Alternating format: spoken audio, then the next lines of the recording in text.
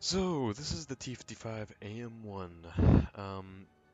and basically today I'm gonna tell you, is it worth the money? It's 60 bucks, it's a lot.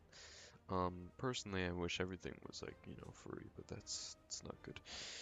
But yeah, anyways, it's $60, and the reason why I'm reviewing this in general is because you also have this, a T-72 at the same price, $60 as well when you're getting much more modern equipment and modern shells and thermals and armor.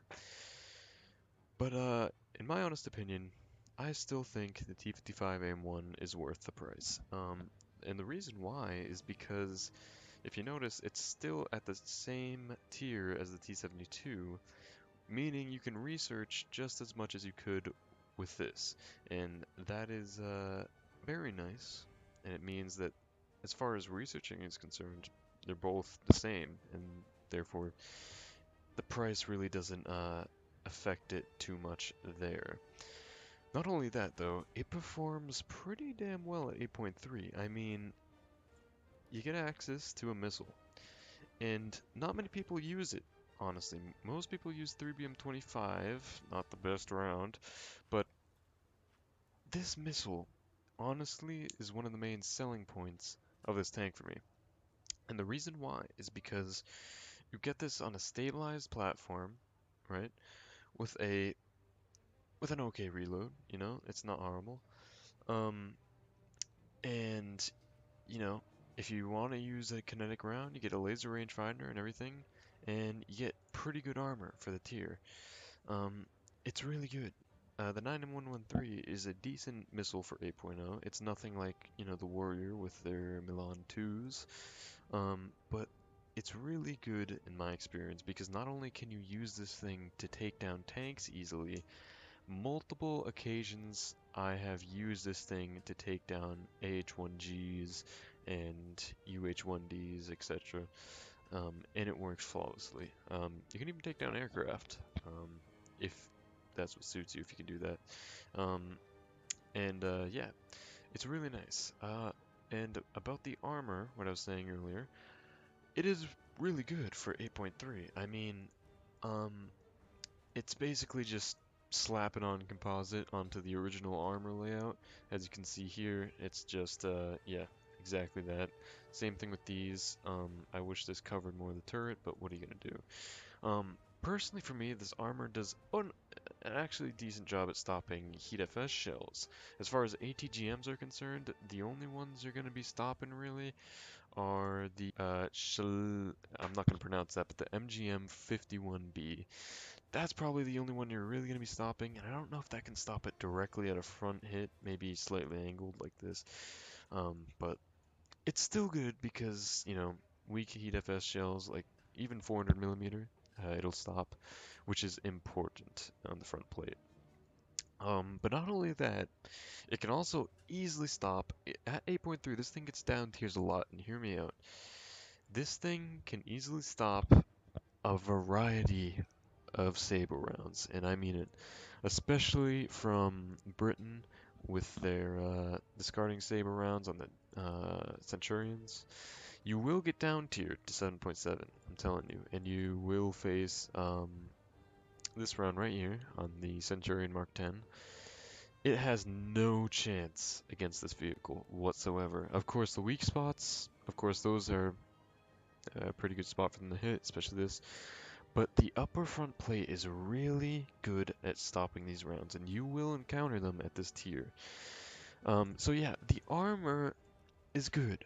The mobility is okay. It's basically T-55 level, T-54 level, just a little bit less.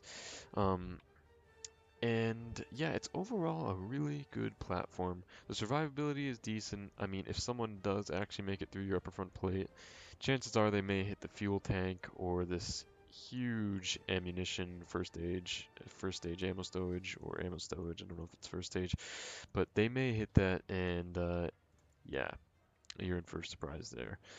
But really, what makes it worth the $60 in my opinion would be the fact that its battle rating is 8.3, meaning it can get many down tiers, and for that battle rating, it is really good. It gets access again to a plethora of just amazing rounds. The 3BM25 is not the greatest, but whatever, it's still APFSDS. I would highly recommend using that 9M113 ADGM. You will find that it will be extremely useful for you. And last but not least, if you are basically debating on whether to get the T-55AM1 or the terms, the best thing I can tell you, you could flip a coin. You could. But the best advice I could give you is to basically just base it off, okay, do I want a more modern platform? Do I want to experience a more top tier type gameplay? Because you will be facing Abrams in the terms. And do I want access to thermals and just, better APFSDS for 9.7? And basically, overall, do you just want to experience T-72 gameplay? Then the terms is for you. And if you want, a good battle rating, a tank that can perform really well for it, and it's also an iconic platform, the T-55, T-54, it's really good. Just, a tank that can perform really well for its battle rating and get down tiers frequently, because it's not 8.7, which you will get up tiers a lot. But 8.3 is really good. It was moved down to this quite a bit ago, and it's actually pretty well there. Um, so yeah, you just need to basically ask yourself those questions. Do you want a more modern approach to things, or more Cold War era thing that's still really good? It's really just up to that. But honestly, I'd flip a coin. Yeah, that's what I'd do. I'd flip a coin. If it's heads, get the T-72. If it's tails, get the T-55. That's how good these things are. I mean, they're both worth $60, and there's not one that's worse than the other because the battle ratings are severely different, and they both work uniquely well in their own battle ratings. So yeah, is the T-55 worth it? Yes, the T-55AM1 is worth $60, and I recommend you get it. Unless, again, you want a more modern approach to things. That's just going to be all, and hopefully I get a new mic soon. See ya.